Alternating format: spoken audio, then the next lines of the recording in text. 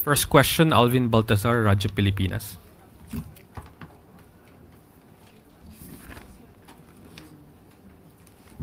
Yusek, good afternoon po, Yusek. Yusek, sa pakikipag-ugnayan nyo sa DPWH, ilan ba yung nakuha nating data kung pag-uusapan na flood control projects sa Cebu and ano-ano yung mga status sila?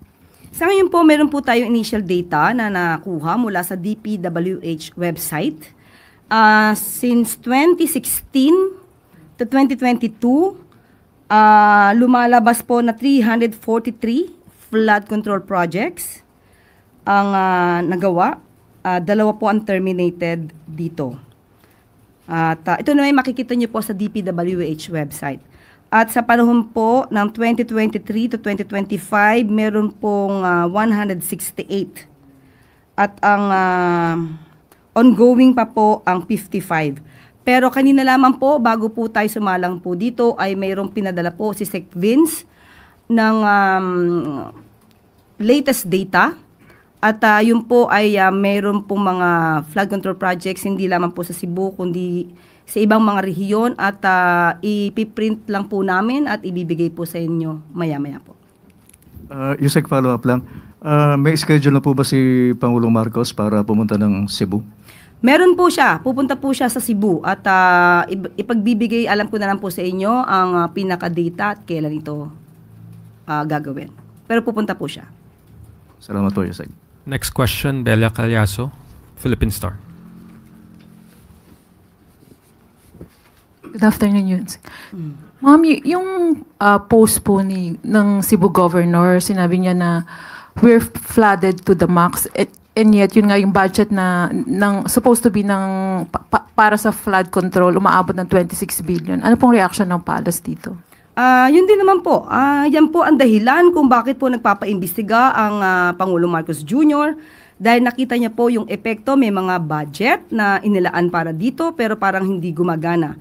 Kaya mas maganda po na kung siya man po ay nagagalit, yan din po ang nararamdaman ng Pangulong Marcos Jr.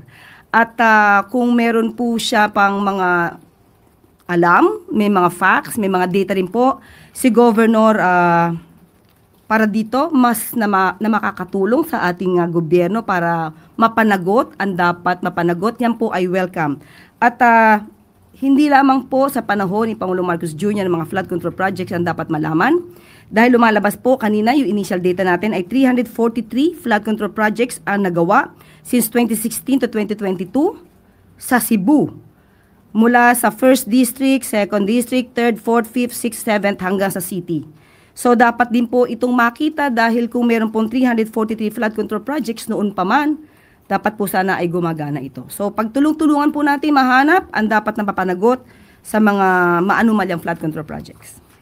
Follow up, ma'am. Ma'am, curious lang po ako. Kumusta po ang relationship ni President Marcos sa Cebu Governor considering hindi po niya kaalyado and considering nga na magiging madalas ang pagbisita ng Pangulo dahil nga dito sa nangyayaring sunod-sunod na kalamidad sa Cebu?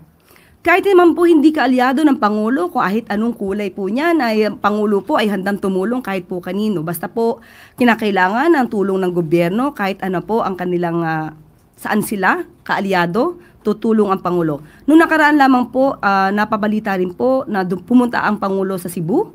At yan naman po, siya naman po ay sinalubong ni Governor at nagpasalamat pa po si Governor ng Cebu dahil sa maagarang tulong na binigay ng Pangulo sa nasabing syudad o lungsod. Sunod ko na rin po yung isang question ko, ma'am, yung regarding yun sa pahayag ni General Browner na may utos si President Marcos na tiyakin na makakapag-defend ang armed forces without nga yung tulong ng ibang bansa. Sa present budget po ba ng AFP, considering nga hindi talaga kumpara sa ibang bansa na limitado yung budget for modernization, kaya po ba natin gawin yun? Kung yan po ang sinabi ng Pangulo, dapat kayanin. So, ang pinakadetalye po nito ay si General Browner na lang po ang magbibigay sa inyo. Oo, kasi ma'am, di ba, yung palang nangyayaring harassment sa West Philippine Sea, ang magagawa lang natin sa mga harassment ng ginagawa ng China ay makisimpatya sa ating Philippine Coast Guard and BFAR. So, ano ang ginagawa nga ngayon nga natin na para mapagtanggol natin yung sarili nating territory? Siguro naman po nakikita natin kung paano po kabukal ang ating Pangulo para ipagtanggol ang ating karapatan. Karapatan ng ating bansa, karapatan ng bawat Pilipino, karapatan ng mga mangingisda. Hindi po tayo nag-i-instigate, hindi po tayo nagpa-provoke ng war, pero lahat ay dinadaan sa diplomasya. Yan po ang magandang ginagawa ng Pangulo dahil hindi po natin gusto na masabak tayo sa giyera. Pero dapat lagi lang po tayong handa. Next question, Christian Yusores, DZMM. Good afternoon po, Yusek. Nakarating na po ba kay Pangulong Marcos yung malawakan pong waste spill sa Negros Oriental na dulot nung pag-collapse ng wastewater lagoon ng Universal Robino Corporation Bais Distillery? Some residents po are worried dahil apektado na po yung kanilang kabuhayan at nasisira na po yung yamang dagat sa lugar. Opo, alam na po ito ng Pangulo kaya po kumilos agad ang DENR. At nagkaroon na po ng pakipag-usap sa Philippine Coast Guard at sa mga LGUs para po sa agarang pag-responde dito at pag-implement po ng containment measures.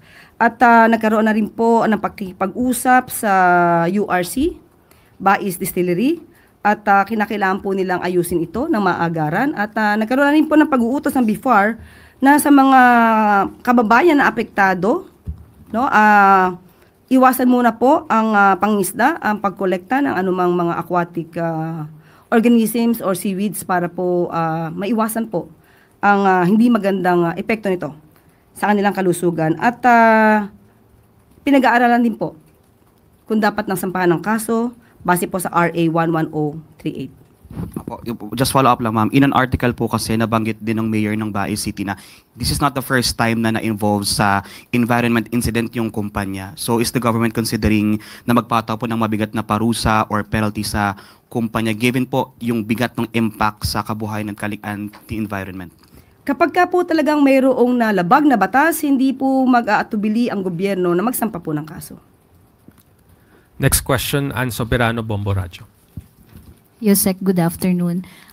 Isang malungkot po na balita, yung pagbagsak po ng isang Philippine Air Force chopper sa Agusan del Sur. May mga namatay po na crew. Ano po ba, may we know po kung alam na po ito ni Presidente at ano po yung naging direktiba niya sa Armed Forces of the Philippines, especially po sa Philippine Air Force? Opo, alam na po ito ng Pangulo at kanina po ikinausap din po natin ang DND at ito po ang kanilang statement at aking babasahin. The Department of National Defense extends its heartfelt condolences to the bereaved families of the 6 Philippine Air Force pilots and crew of the Super UA that crashed in Agusan del Sur on November 4, 2025. The dedication to duty and sacrifice will always be remembered, especially as these were made in the service of our fellow Filipinos facing the effects of Typhoon Tino. We pray for their eternal peace and shall extend all available support to their families at this difficult time. Ayon din po sa Pangulo, pinapaabot niya ang kanyang pakikiramay sa pamilya ng mga nasawing mga bayani ng ating bansa at ang lahat ng tulong na nararapat ay dapat na iparating sa mga naapektuhan na pamilya. Salamat, Yusek. That is the final question, Yusek. Thank you.